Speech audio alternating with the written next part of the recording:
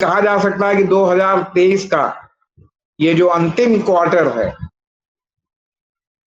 वो अक्टूबर, नवंबर, दिसंबर, ये न्याय के क्षेत्र में मील का पत्थर होने जा रहा है, क्योंकि इसमें बहुत ही महत्वपूर्ण मामलों के और 370 जैसे मामलों के फैसले आने हैं। जिस पत्रकार ने स्वयं अपने विचार से कहा कि उसने शून्य से शुरुआत की थी, वो 40 साल 35 साल के दौरान एक चैनल का मालिक कैसे बन जाता है, इस पर ईडी नजर नहीं जाती।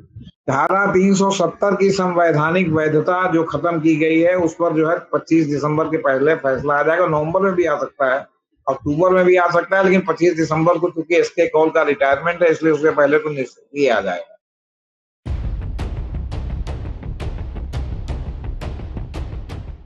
सुप्रीम कोर्ट के 2 वरिष्ठ न्यायाधीश 2023 में उनका रिटायरमेंट है। 2 वरिष्ठ न्यायाधीशों का 2023 में रिटायरमेंट है। 20 अक्टूबर को जस्टिस रविंद्र भट्ट रिटायर हो रहे हैं और 25 दिसंबर 2023 को जस्टिस एसके कौल रिटायर हो रहे हैं।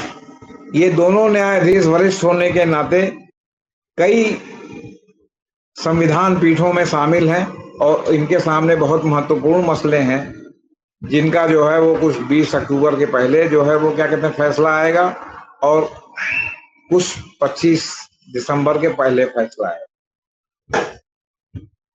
तो 25 दिसंबर के फैसला पर पूरे देश की निगाहें इसलिए जुड़ी हुई हैं क्योंकि वो मामला आपके धारा 370 से जुड़ा हुआ है। धारा 370 की संवैधानिक वैधता जो खत्म की गई है, उस पर जो है 25 दिसंबर के पहले फैसला आ जाएगा। नवंबर में भी आ सकता है, अक्टूबर में भी आ सकता है, लेकिन 25 दिसंबर को चूंकि एसके कौल का रिटायरमेंट है, इसलिए उसके पहले तो निश्चित ही आ जाएगा।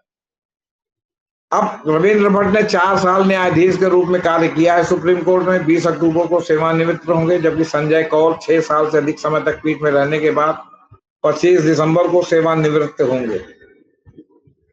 जैसे जैसे वर्ष समाप्त होने की ओर बढ़ रहा है, सुप्रीम कोर्ट अपने 2 न्यायाधीशों की आसन्न सेवानिवृत्ति के साथ कई महत्वपूर्ण फैसले और निर्देश देने को तैयार है। न्यायमूर्ति रविंद्र भट्ट, जिन्होंने 4 साल तक सुप्रीम कोर्ट के न्यायाधीश के रूप में काम किया है, वो 20 अक्टूबर को और जो है जस्टिस संजय कृष्ण कौल 25 दिसंबर को रिटायरमेंट हो गए। अब इन दोनों न्यायाधीशों ने जिन संविधान पीठों में कार्य किया है, उन्होंने बहुत महत्वपूर्ण प्रश्नों पर सुनवाई की है। पहले में अनुच्छेद 370 को निरस्त करना शामिल था, जिसने जम्मू कश्मीर को विशेष दर्जा दिया था, और दूसरा भारत में समलैंगिक विवाह को कानूनी मान्यता पर केंद्रित था। समलैंगिक विवाह के मामले में भारत के मुख्य न्यायाधीश डीवाई चंद्रचूड़, न्यायमूर्ति संजय कृष्ण कौल, न्यायमूर्ति एस रविंद्र भट्ट, न्यायमूर्ति हिमा कोहली और न्यायमूर्ति पीएस नरसिम्हा की संविधान पीठ ने दलीलें सुनी और इस साल मई में अपना फैसला सुरक्षित रख दिया। उम्मीद है कि अदालत 20 अक्टूबर तक अपना फैसला सुना देगी, जिस दिन न्यायमूर्ति रविंद्र भट्ट की सेवानिवृत्ति हो रही है। यह फैसला इसलिए महत्व रखता है क्योंकि यह भारत में समलैंगिकता को अपराध की श्रेणी से बाहर करने वाले ऐतिहासिक फैसले के 5 साल बाद आया, जो 6 सितंबर 2030 को पारित किया गया एक मील का पत्थर था। तो सवाल इस बात का है कि अब उसमें समलैंगिक विवाह का मामला जुड़ गया है। इसके अलावा अनुच्छेद 370 को निरस्त करने के लगभग 4 साल बाद सुप्रीम कोर्ट की 5 न्यायाधीशों की संविधान पीठ ने अगस्त 2019 में जम्मू कश्मीर की विशेष स्थिति को रद्द करने की केंद्र सरकार के कदम को चुनौती देने वाली याचिकाओं पर सुनवाई पूरी की है। फैसला रिजर्व है। Chief justice D Y Chandrachud, justice Sanjay Krishan Kaul, justice Sanjay Khanna, justice B R. Gavai, Sanjiv Khanna, justice B R. Gavai, justice Suryakant की पीठ ने 16 दिनों की व्यापक बहस और 5 सितंबर को अपना फैसला सुरक्षित रख दिया। दिसंबर में न्यायमूर्ति संजय कृष्ण कौल की आसन्न सेवानिवृत्ति से लंबे समय से लंबित मामले में प्रत्याशा का तत्व जोड़ती है, इसलिए पूरी संभावना नहीं, एकदम बिल्कुल निश्चित, लगभग निश्चित है कि 25 दिसंबर के पहले जम्मू कश्मीर में भी ये फैसला आ जाएगा। और ये सब फैसले इसलिए भी महत्वपूर्ण है क्योंकि 2024 के लोकसभा चुनाव के पहले जम्मू कश्मीर का फैसला सुनाया जाएगा, जिसका राजनीति पर दूरगामी प्रभाव पड़ सकता है। अभी तक जो बहस चल रही थी उसमें जो संविधान के बेसिक चरित्र को लेकर जिस तरह जो है पीठ ने अपनी प्रतिबद्धताएं व्यक्त की, उससे इस बात की पूरी गुंजाइश है कि इसमें सरकार को कहीं न कहीं किसी न किसी डिग्री पर पराजय का मुंह देखना पड़ सकता है। और उसके बाद भी तमाम जो है पूर्व जजों उनके भी जो है बयान आए कि बेसिक स्ट्रक्चर जो है वो संविधान की मूल आत्मा है और इसके साथ कोई छेड़छाड़ जो है बर्दाश्त नहीं की जा सकती और वो जो है असंवैधानिक होगी। इसके अलावा 2022 में सुप्रीम कोर्ट द्वारा बरकरार रखे गए पीएमएलए के विवादास्पद प्रावधान जांच के दायरे में है। जस्टिस संजय कृष्ण कौल 2022 के फैसले की समीक्षा की मांग करने वाले मामले की सुनवाई के लिए गठित पीठ का नेतृत्व कर रहे हैं।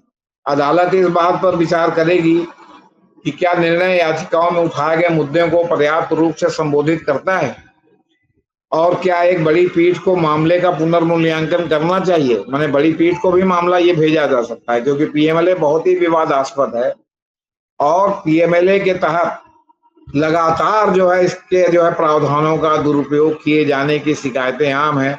और बल्कि इधर तो पिछले 1 महीने के दौरान पीएमएलए के खिलाफ या ईडी के खिलाफ लगातार कोर्ट के फैसले आए हैं। अभी आपके कलकत्ता हाई कोर्ट में जो आपका जॉब स्कैम है, पैसा देकर जो है नौकरी पाने वाला जो शिक्षक भर्ती का स्कैम है, उसमें वहां की एक जज साहिबा ने जो है वहां के असिस्टेंट डायरेक्टर रैंक के ईडी अधिकारी को तुरंत हटाने का आदेश किया है और यहाँ तक कहा है, कड़ी टिप्पणी की है या निर्देश दिया है कि उनको से काम लिया जाए लेकिन उनको बंगाल के किसी भी मामले में उनको शामिल ना किया जाए।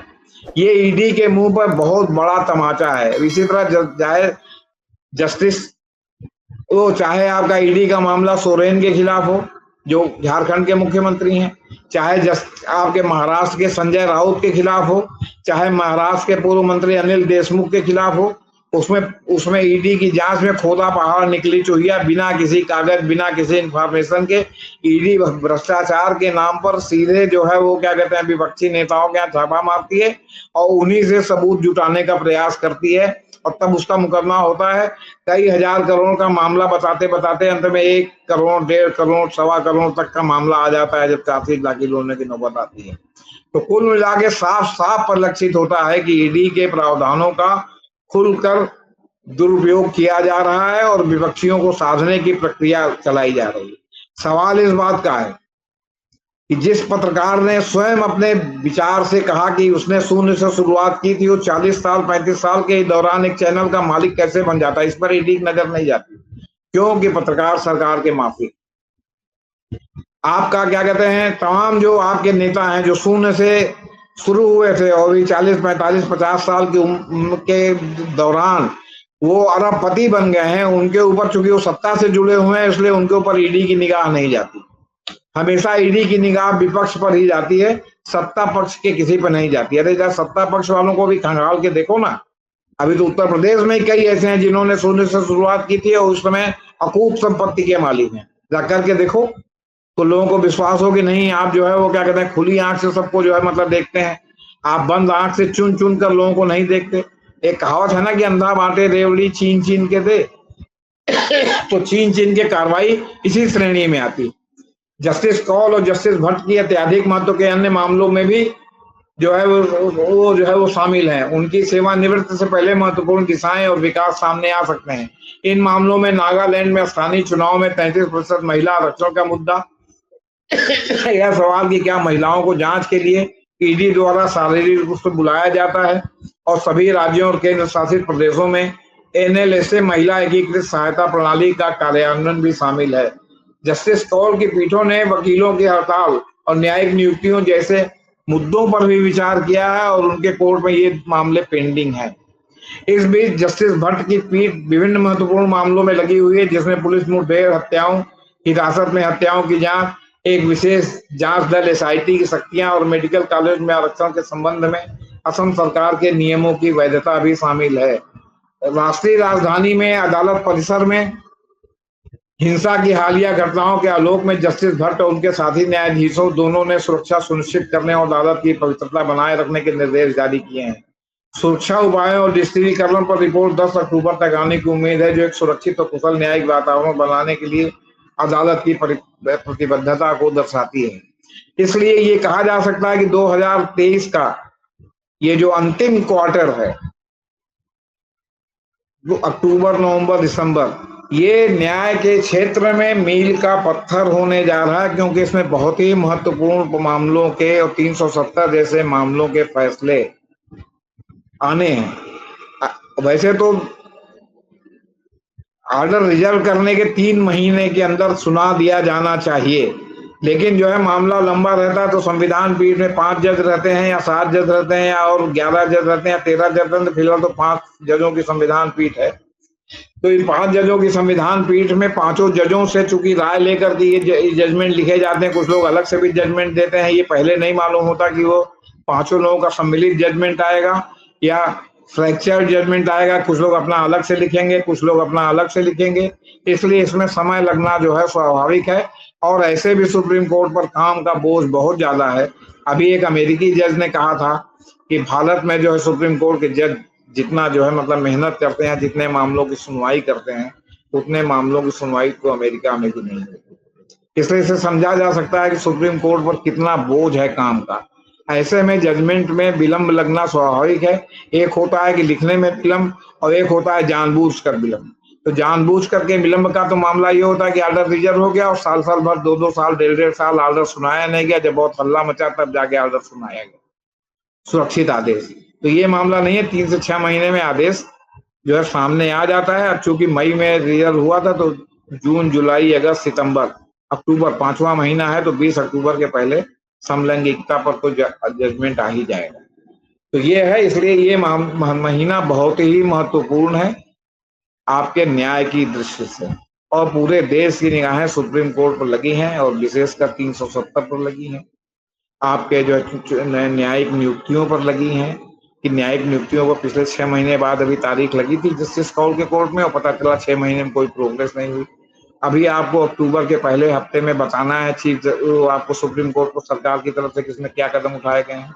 और इधर कोर्ट ने जब बड़े कड़ाई से आदेश पारित किया, तो 1 हफ्ते के अंदर ही आपके 11 जो है आपके पंजाब के जो है एडिशनल जजों को परमानेंट कर दिया गया, लेकिन अभी और जो है आदेश जारी नहीं हुए हैं। इसलिए देखने की बात है कि इसमें सरकार क्या रुख लेती है, और जो एजी हैं वेंकटरमणी साहब, वो कोर्ट में अटॉर्नी जनरल साहब, वो क्या पेश करते हैं। तो इसलिए ये आखिरी क्वार्टर जजमेंट के लिहाज से बहुत ही महत्वपूर्ण।